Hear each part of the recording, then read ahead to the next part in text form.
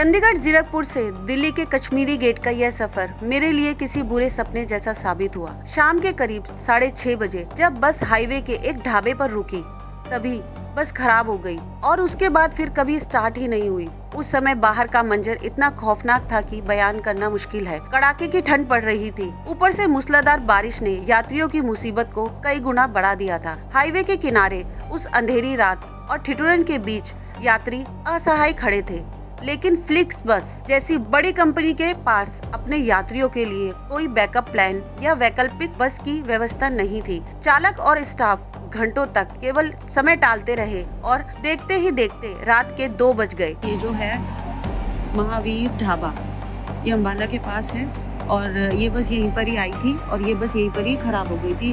तकरीबन 6:30 बजे ये आई थी यहाँ पे और उसके बाद से ये अभी तक स्टार्ट नहीं हुई है। जब बोला जाता है कि भाई इसको ठीक कराने के लिए, तो बोलते हैं हाँ बुलाया है, लेकिन है ना अभी कोई वो नहीं है कि भाई ये कैसे ठीक होगी, क्या है और कितने टाइम तक ठीक होगी। यहाँ पे सभी लोग इतने परेशान हैं कि बहुत ज़्यादा, ये सारे लोग यहाँ काफ़ी परेशान हैं। हाँ जी सर, बताइए ये जो बस है ये कितनी देर से यहाँ पे खड़ी है और आप कहाँ से चढ़े थे इस बस में? हम इस बस में तो अभी चढ़े थे, जीरकपुर से चढ़े थे, मगर अभी तो 3.5-4 घंटे से तो ये बस बंद है अभी। 3.5-4 घंटे से तो ये बस बंद है अभी। 3.5-4 घंटे से तो ये बस बंद है अभी। फिलहाल उनको पता ही नहीं चल रहा है कि हुआ क्या है बस में। बस लाइट आ रही है बस में बट ऑन नहीं हो रहा है बस। वो कोशिश कर रहे हैं बट उनको समझ में नहीं आ रहा हुआ क्या है। तो इस बस में कितने लोग हैं?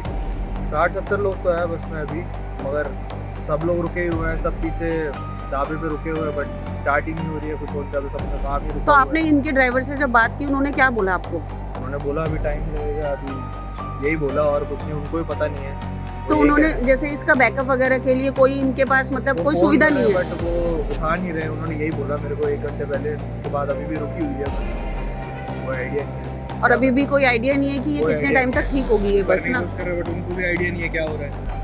हद तो तब हो गई जब सुरक्षा के लिए मौके पर पीसीआर पुलिस भी पहुंची, लेकिन हैरानी की बात यह है कि पुलिस के आने के बावजूद कोई समाधान नहीं निकल पाया और कंपनी ने हाथ खड़े कर दिए। उस समय मन में बस एक ही डर बैठ गया था कि आज तो हम एक ढाबे पर रुके थे, लेकिन यदि यही बस किसी सुनसान जंगल या वीरान रास्ते पर खराब हुई होती तो हम यात्रियों का क्या होता? वहाँ हमारी सुरक्षा की जिम्मेदारी किसकी होती? अंत में जब कोई मदद नहीं मिली तो यात्रियों को मजबूरन इस कड़कड़ाती ठंड और बारिश में खुद के खर्चे पर निजी टैक्सियां और लिफ्ट का इंतजाम करना पड़ा। यह घटना दिखाती है कि कैसे ये बड़ी कंपनियां किराया तो पूरा वसूलती हैं, लेकिन मुसीबत के समय यात्रियों को बीच सड़क पर लावारिस छोड़ देती हैं। इंस्पेक्शन मीडिया ग्रुप से वंदना सैनी की रिपोर्ट। जय हिंद, जय भारत, वंदे मातरम। समाज में हो रहा भ्रष्टाचार हम कराएंगे रूबरू। शासन और प्रशासन में बैठे जनप्रतिनिधि जिन्हें जनता चुन के लाती है, हम दिलाएंगे जनता का अधिकार संविधान के तहत। अपराधी चाहे